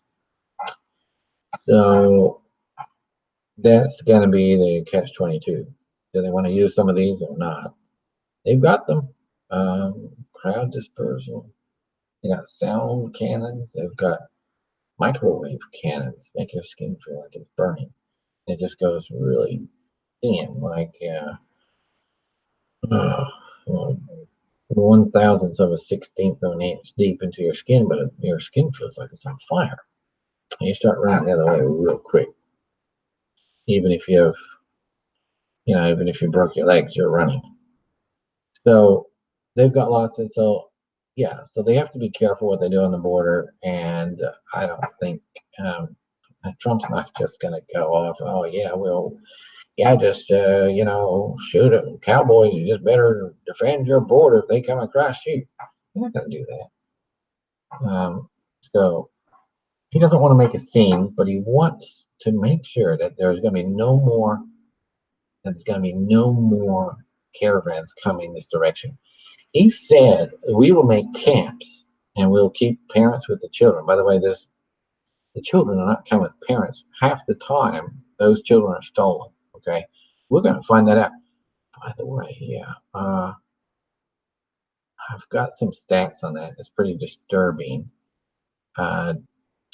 Mike Pence said that about 10 a day have terrorist or criminal backgrounds. Like every day this year, on average, they've been finding out about 10 per day that have terrorist backgrounds. So you don't read about that in the news, and so you might not realize that they are doing their job to some extent, and they are filtering out the bad guys and they're treating them. Now, I heard that Mexico's government has agreed that if they come in the U.S., he said you can just put them back across the border and we'll take them back. Mexico is starting. Trump has done a really good deal. He's got rid of NAFTA, and he's done a deal with Mexico and Canada. And Mexico just had elections, and their elections, they voted in a socialist government instead of conservative, which is not real good news, because mostly around the world we're seeing conservatives win. In fact, in Brazil, we've just had another country that went conservative. There is some worries that it might be a bit of a swamp conservative. Just like in Washington, we got conservatives, but some of them are swamp conservatives, like, not to mention anyone by name, like Lindsey Graham. Did I say that? No. So so we've got those types there, and that's what this one might be in Brazil, but he might turn out to be pretty good. See, to start off with, you might struggle to get rid of some of the swamp creatures, just like Trump in his first 2 years. Reince Priebus appointed all these deep state people that would be open to people like Kissinger and get wrong advice. And they had leaks all over the place. And until John Kelly came in, they couldn't control the leaks. Pretty interesting. So have a look. He was the Secretary of Staff before Kelly. That's probably where the problem was. So yeah, so Trump has had his issues, and so anyway, so we're just talking about that with Brazil. That there's some good news happening down there, and that Trump's going to do the right thing so that we don't get more caravans coming up our direction, and he's going to put them in camps. He's going to make tent camps, and he's going to say like if they want asylum and they do get into this country, they can't catch and release. He said, no more catch and release, no more. He said, we're not going to catch and release. We are going to, we're going to detain them for as long as it takes. If it's 3 years, they'll live in a camp for 3 years. Nobody's going to come to America if they're going to be stuck in a camp for 3 years. They forget it. And then after 3 years, you get turned back, get sent home. That's not going to be fun. And then most of them could be sent home right away. So if they don't qualify, I don't know the stats on this, but certain percent won't qualify at all. And by the way, it's not women and children. There's a lot of women and children, and they had a hard time, getting to the border because they are a lot slower and they can't just jump on these trucks like the young men are. But from what I hear, from when I look in the photos, as I see, it looks like 80% are young men, 18 to 30. So this is a bit of a potential issue. If you've got all these men of fighting age, how do you know? Are they trained? Are they have they been in the military? Are they convicts? Are they prisoners? Who are they? And so the best thing is just say, you're not coming in. And so Mexico has actually offered them a visa, a work visa, so they can actually stay in southern Mexico and actually are legally permitted to work. That's how, Mexico is doing everything they can for the most part that I know of. Of course, we don't know what they're always doing. They're a pretty corrupt country, but it does seem like they're making a little bit of effort there. And then I wanted to take a look at the Florida election there for governor. I don't know too much about the Senate race. You had Nelson versus the governor, who's stepping down from the governor, and he's going into the Senate seat. He's hoping to. And so Trump did a rally in Florida 2 nights ago. And from what I heard was there was a filter capacity, something like 10,000 people or more. And way before, people line up like the day before. It's amazing. And it's like something you've never seen before. And then they had a lineup while the building was full. They could really fit no more people in. The lineup was still a mile long, waiting to come in because they would be able to accumulate in the car park area. And they put a big screen up, and they'd be able to watch the event from the car park. That is unheard of. I would say, it's probably been decades since we've had any president of the United States been able to draw such crowds. I believe it's very, very rare, and I think that the Republicans and Hispanics and blacks are more fired up than ever before in American history to go out and vote Republican. And I really hope that, there seems to be a lot of enthusiasm, and you would think we're going to get a lot more than 90 million people out there. And maybe we are, because Mimi had said that she had, in pre-voting, she's already seen she's pushed ahead of the Democrat by 14% in early voting. I don't even know that they would even know the results yet, but that's what she said. So she's obviously seen the results of these votes coming in. That is huge. So, and that's in California and Orange County. Orange County was always conservative, by the way, but it's also got some Hispanic areas And it also includes some black areas. What they try to do is by redistricting, they try to include some black areas and Hispanic areas to try to weaken that seat so that the Democrats can eventually push them out. That's what they're hoping to do this time. Looks like it's failing. And if you believe the polls, Gillum is supposed to win by 3% or more. That's what they say. I told my friend John, I don't believe that you're going to see Gillum win. In fact, I believe you're going to see him lose by 15%. And I don't know. I mean, I'm just saying that. I haven't heard from God, but that's what I'm saying. I expect that you'll see Gillum lose by a huge margin. So why is it the polls don't show that? I believe the polls are oversampling Democrats because they expect a lot of fraud coming out of Florida. They always get a lot of fraud out of Florida. If Trump is really on the ball, and I don't know how much he is on the ball, except they put word out that if you see any unnatural things happening as far as voting goes, you're supposed to report it. Mike Pence was out there calling for people to report it because he's heading that committee, to control the voter fraud on a federal basis. And so they want to know if it's out there, if there's any fraudulent votes going on. And so they're going to jail. Maybe in the past, 85% of them would be like, oh, not in the future. Next year, they'll start be putting them, they'll have trials and they'll incarcerate them. And it's going to be serious business. So they will never do it again. Because you know why? Trump wants to win in 2020. He really does. He's already campaigning for 2020. And a lot of Democrats hate that. They say he's campaigning for 2020. Well, so what? The only thing is what I don't like is, okay, we are 2 years away.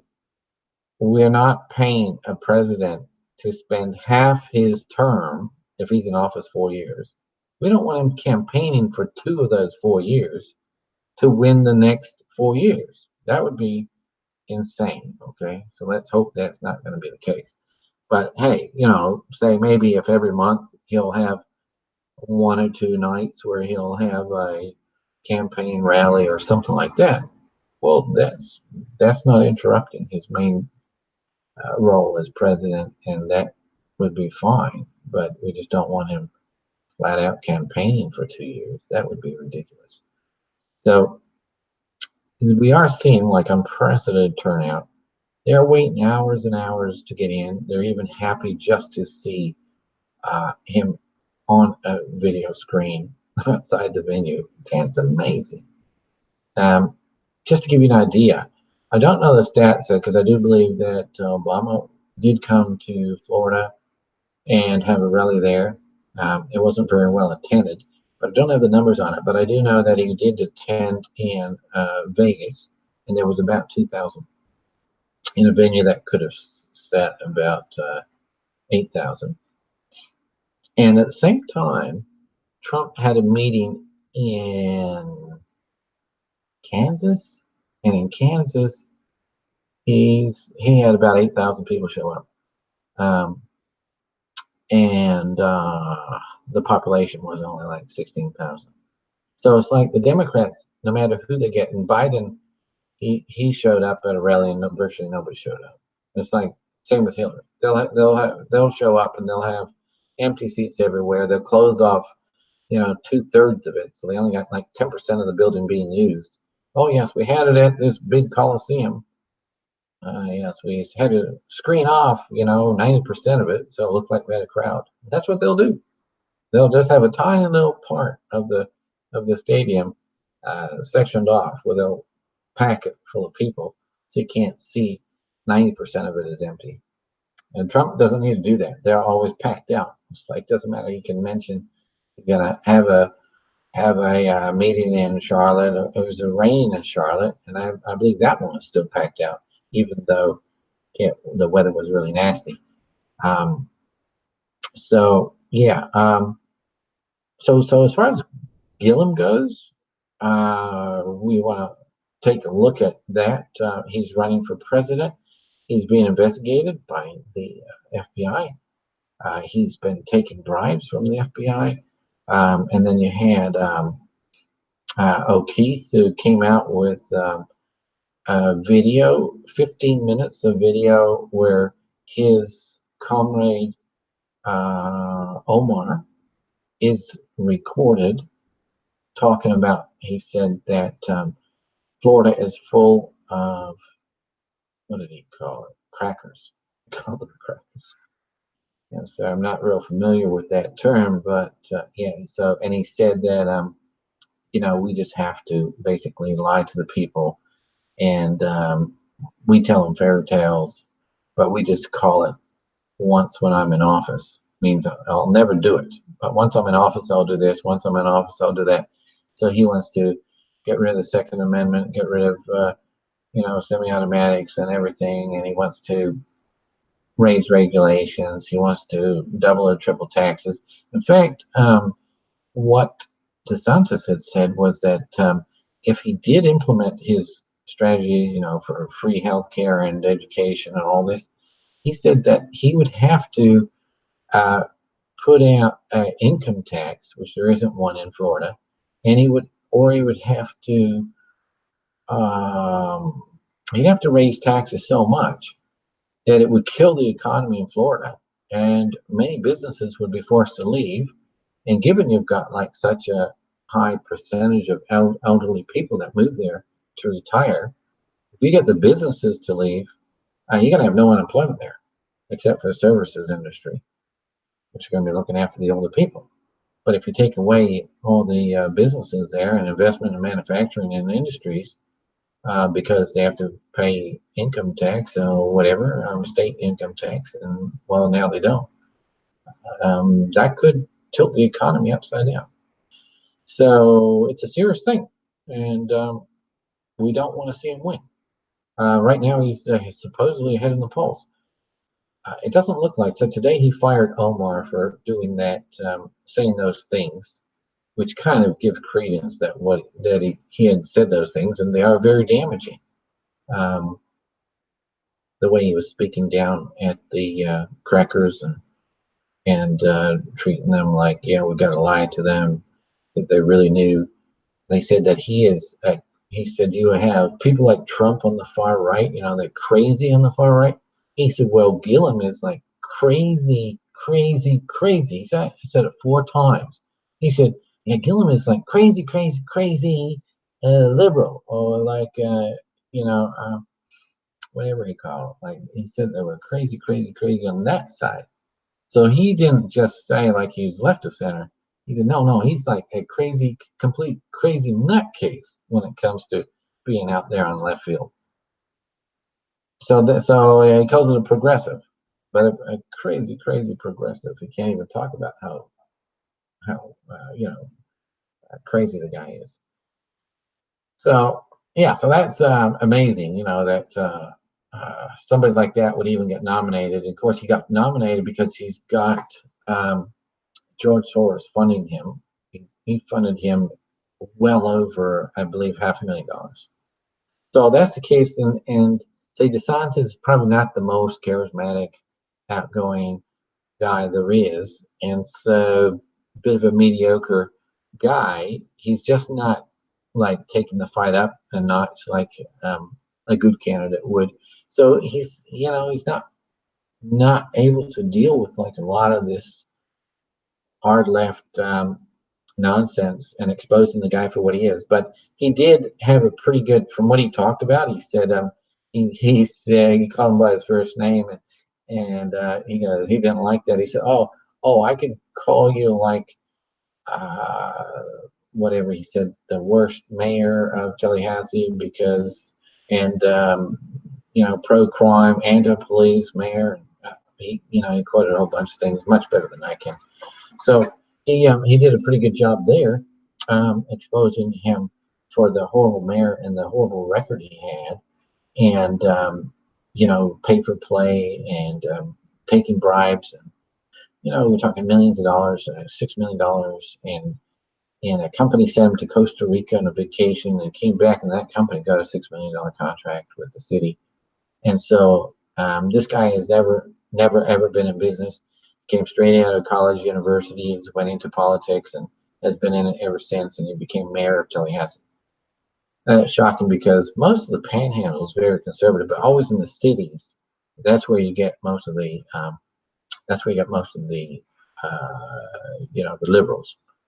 So, but it's strange. Yeah. So I was going to explain to that about so white supremacists and the accusations that the media has that the synagogue shooter and the mail bomber are white supremacists.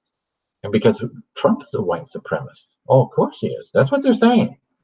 They come out all out and they always claim that he's a white supremacist and he's racist. Okay, if he's racist, how come blacks and Hispanics go check it out and women? So all the demographics that he's supposed to hate, women, blacks, and Hispanics, those would be like the biggest problems that they see with Trump. Well, they're doing better off economically within the first 18 months of Trump's presidency than I would say any president in the United States history. I think Hispanics is lowest unemployment on record. Blacks is the lowest unemployment in about 100 years, and women, it was the lowest unemployment in about 60 years. Those numbers don't lie. And plus, we've got more people working now than we've ever had. So that's all good news. So there's a lot of good things happening with Trump, and for them to accuse of being a white supremacist, it doesn't add up. Based on what? Oh, because he saw some issues with the Charlottesville thing, which was a false flag. So my view on that is, if you go study it, go look at it. The guy who run over the lady and killed her, in one video, he's wearing a different colored T-shirt than in the other. It's two different people. It was a staged event. There are two different videos of the car. The license plate is even different. They've got all these big bloopers that they made a mistake. A false flag, they're supposed to know what they're doing. They're supposed to do this a little bit more professional. They used two different cars. They used two different guys. They weren't even dressed the same. Big issues there, and Trump was seeing through it, and he realized it was a staged event. The mayor had said that they had been planning it for 6 months. That's right. I think it was over 6 months. So that is what you call a false flag. They had prepared it and planned it, and the police have come out on their condition of anonymity. They didn't want to say who they were because they would lose their jobs. They said they were ordered to stand down on purpose. Why would they be ordered to stand down? Because it was an act. They had to go through with the act. Police had to stand back so they could do their scene, and then they could sell it to the media with the narrative that these white supremacists were tied in with Donald Trump. That was never the case. It's never the case. It's I'm not doing a analysis on it. I'm saying you go do an analysis on it. From what I've seen, that's certainly a conspiracy where a group of people excuse me, had set out to present a story that was, completely a false narrative, absolutely false. So that's where they tied in the white supremacist. It was a setup to make Trump look like a white supremacist, and the media was all ready for it. And then when he came out and said what he said, well, he just twisted it and make it sound like he's a white supremacist. It's so absurd. It's really absurd. But so they know his vulnerabilities and they want to pick on them all the time. And so that's what I expect. Like in the next few days, we're going to see something else. There's going to be something else coming out. So anyway, so this white supremacist. So let me just tear this apart a bit because so what it's indicating is that he's like Hitler. Okay, and let me just explain this because many of you don't know this. If I asked you what is a Marxist, right? It's a far right wing. That's what you're told in the media over and over and over. So that's all you know. They're far right wingers. The far right, the white supremacists. No, that's not it at all. Hitler was a Marxist, and a Marxist controls all the corporations. The corporations still can make the profits and everything, but they're told where and how they do what they do. They're under the control. It's so you have capitalism in both communistic worlds as well as in the say the free world, the capitalist world. Okay. The only thing is, in a capitalist world, it's like free market, except that in the communist world, the capitalism is controlled by an oligarchy, a few people. And it's the same with Marxist and communist. There's a few people at the top that control the capital, the capital economic powers at B of the company, of the companies within the country. So they really do control these big things. So that's what. So Marxism is left because they take away your rights and your liberties. So that is straight away socialist. So the further right you go of center, the more responsibility a person has, and the less role that the government interferes with their lives. So if you go all the way to the right, you say it would be anarchist. It's not really. That's a misnomer. And the further right you go, the more responsibility is on the individual until you get to the place where the person is responsible for everything and doesn't even say like defense. He's not going to expect the police there to defend him or the military to defend him. He's going to have to defend his own farm. Okay, that's the far right. Okay, so some government is good, and some limited government is good. It can do a lot of things that you can't do efficiently. Say for instance, like defending the country from tens of thousands of illegals trying to storm your border. And by the way, they always say that Republicans hate immigrants. It's never, ever, ever. That's never the argument. And that's what I can't stand is when you got conservatives that don't point this out. No, and many of them do. But many of them let that slip. You should never hold them accountable. If they ever say that, say, "Whoa, wait a minute. What? No one ever is against immigration. We're against illegal immigration." And you do start to see that more and more. But early on, like in the 2 years ago, they didn't understand it then, but they're starting to catch on now. But still, too often, the mainstream media will just label those on the right, on Trump's side, as we hate immigration. Nobody on the right hates immigration. We all come from different countries, right? And so, obviously, nobody on the right hates immigration. We just want controlled immigration. We need immigration because there's lots of jobs, say that Americans might not do, that we need to hire other people to do. And there might be, say, a need for a whole lot of highly skilled people that there aren't enough. They've got a big demand, say, for a highly skilled field of expertise. And if we don't have it, we can bring in a few thousand of those. Help us out, get the job done. So that's why we want immigration, and nobody's against immigration. We're against illegal immigration, and illegal immigration is where people think they can just come across and storm on the borders and come into the country and do what they want and actually live off of and they cost hundreds of billions of dollars. It's strange, but I think it's about $100 billion a year that illegals cost, maybe more, because there's some like 30 million of them. And if you think they're on food stamps and they're on this and they're on that, and they get a pregnancy and then they get a complication in the pregnancy, next minute it costs $300 million. Not 300 million, 300,000. So it could cost 100,000 very easily, and it's stuck in a few days in the hospital. It could cost 100,000. And then what if there's complication and then it costs $400,000 or $500,000? Taxpayers are paying for that. So taxpayers of America should be interested in our border policy.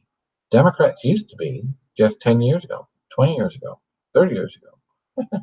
But they've evolved now, and they say we don't need borders. Gillum doesn't want borders. Let all the Cubans come in. Let all the people from Venezuela come in. Let all the people from Brazil come in. Yeah. Just open the borders. Doesn't matter if we don't speak English.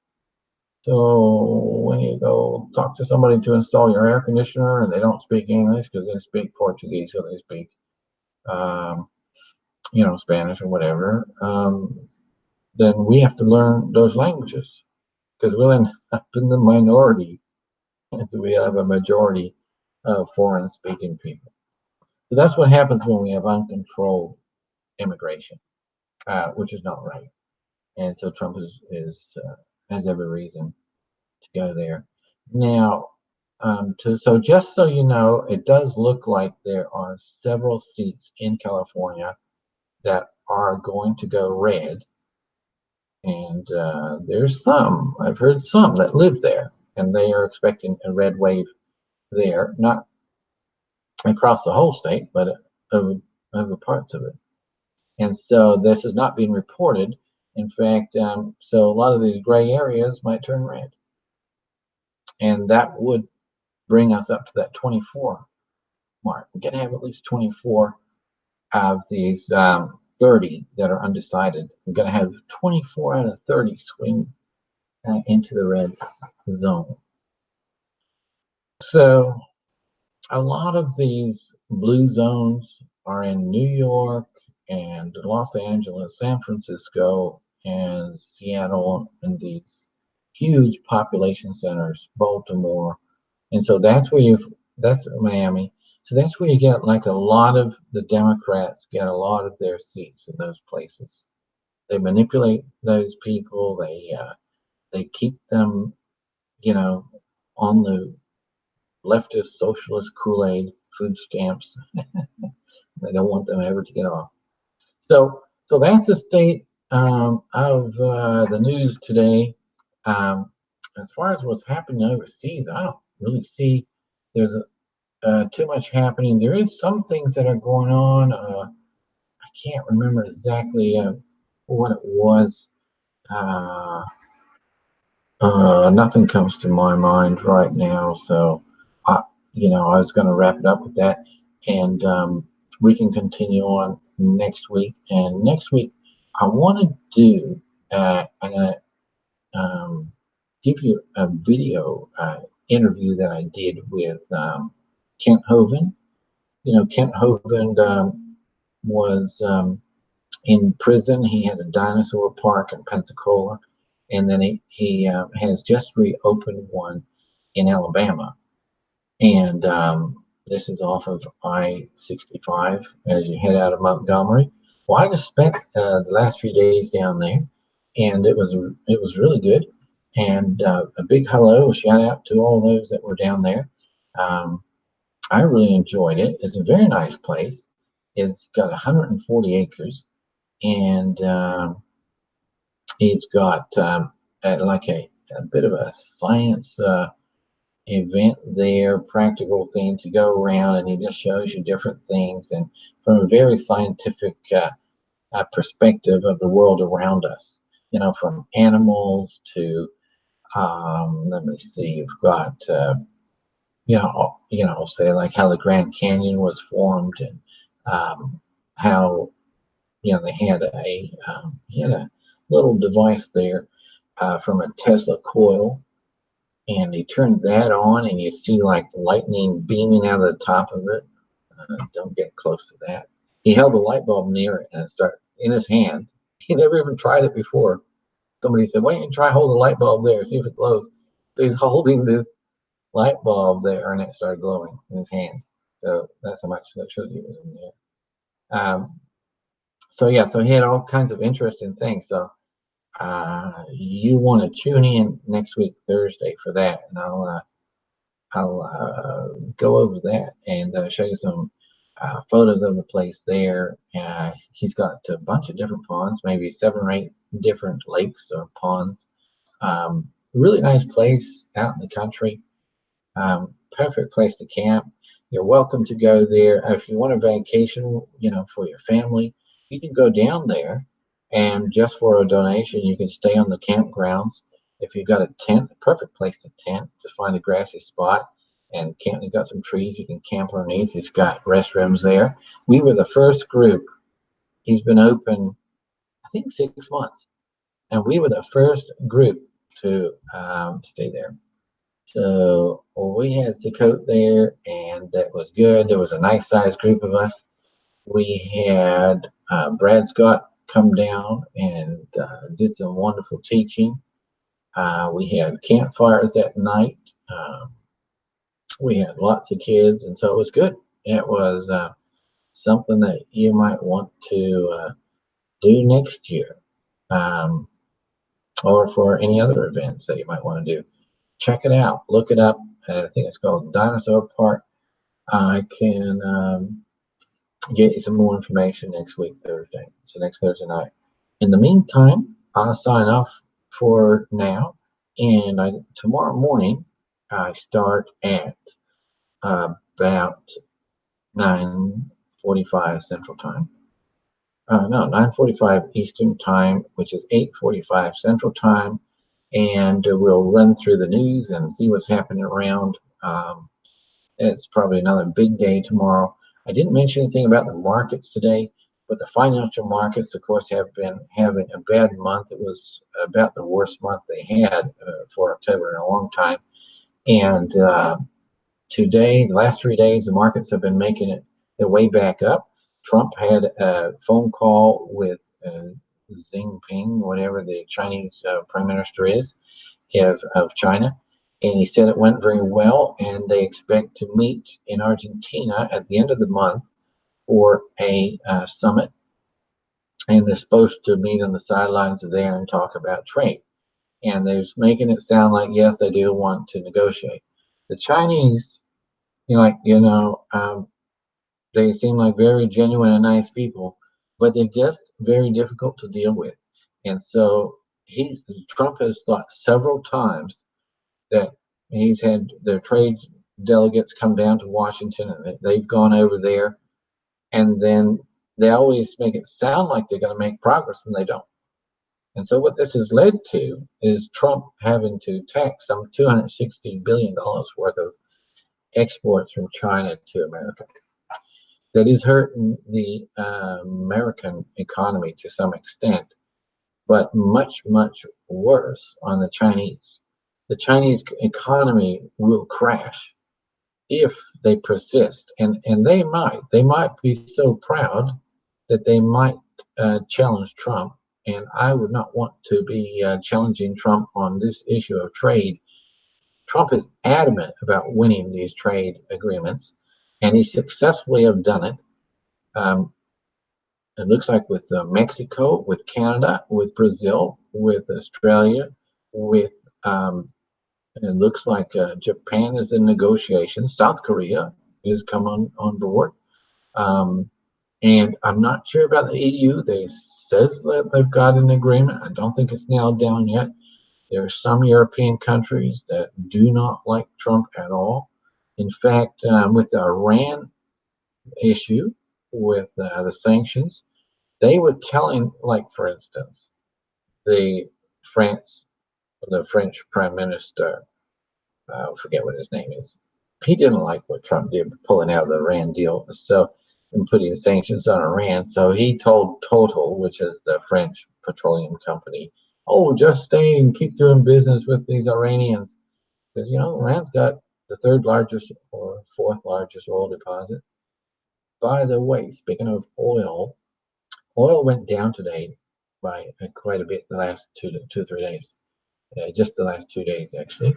And the reason being is because America is producing way more than they thought.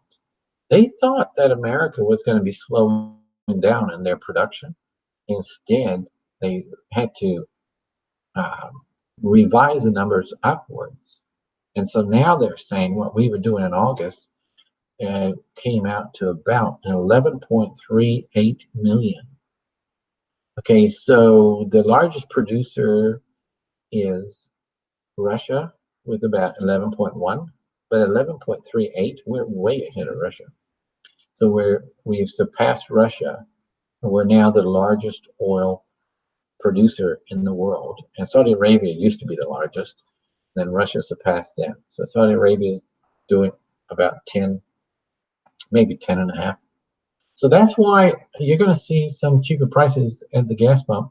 even though he's doing sanctions on Iran, and Iran's going to drop down to about maybe 1 million barrels a day from about 3.5 million to 4. And that's taken off the market because nobody dares to trade with Iran because they know they're going to be hit by sanctions with Trump. And told the government of France, look, you might be powerful, but we don't want to mess with Trump. so that is France for you. They don't want to mess with Trump. And so that is, the French prime minister, he thinks he's a real big shot. And he come here and that was really shocking that he was actually, um, pretending to be a friend of Trump. But in the meantime, he was just trying to get, the better of Trump the whole time. And so Total is telling him that, hey, look, forget it. If Trump doesn't want us to deal with Iran, we're not going to deal with Iran. And so they pulled out, and so did others. And so it's looking like he's going to succeed in putting them under a lot of pressure. And it is going to be almost impossible.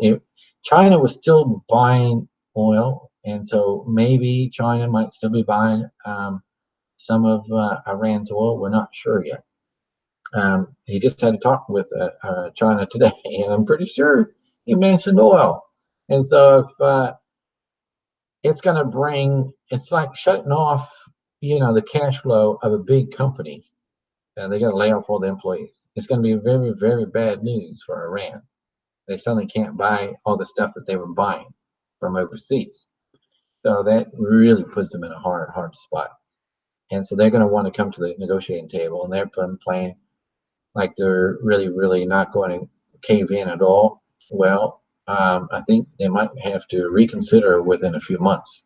It won't take long, and you would think that they would want to come to the party. So anyway, so that's what was going on today, and tomorrow we'll be hitting on some of the major news that's going on, where Trump's going to be, and we'll discuss how things are moving along as far as the projections are going out that we're only going to be about 4 days away. Tuesday is the polls. Democrats, it's next week Friday, but yeah, for conservatives, it's Tuesday. You want to get your vote in as soon as possible. The sooner the better. But find somebody who's not voting conservative and get them to vote conservative. So my friend, he said that he's looks like he's got a guy who's going to vote for the first time who hasn't been voting for all these years. But think about it. This is probably the most critical, serious. This is one of the most critical because the thought of, say, giving Nancy Pelosi the leadership of the House, that is not something we want to consider. Giving Chuck Schumer control of the Senate, do you want to live with that? Because you decided not to vote. We need to vote. And even if we're winning, we need to keep voting in big numbers, because then we can say he not only won by 0.5%, but he won by like 5% or 10%, by a huge margin. I don't know why Trump is not campaigning in California. If I were him, I'd be hitting all those Democrat places hard and then watching out for fraud. And then if there's fraud, make them do it again. And this time make them do paper ballots so they can be counted, so you can crunch the numbers properly and cut out the fraud and just focus on certain areas. And then you watch the conservatives win one after the other. So that's what I would like to see. Let's pray for Trump's protection and, of course, for his family and all the political leaders, and that he might have wisdom to know how best to present the truth and bring justice and righteousness to this country. But that will set it on the right foundation, and that people might turn back to God and be convicted of sin and of unrighteousness, that they might get right back with God. And that way, instead of trusting in our military, Trump often talks about boosting the military. We got to trust in God. If God is not going to protect us, it doesn't matter who invades us. Well, we cannot repel them unless God is on our side. Shalom to you all, and thank you for tuning in, and we will see you in the morning. We'll talk to you later.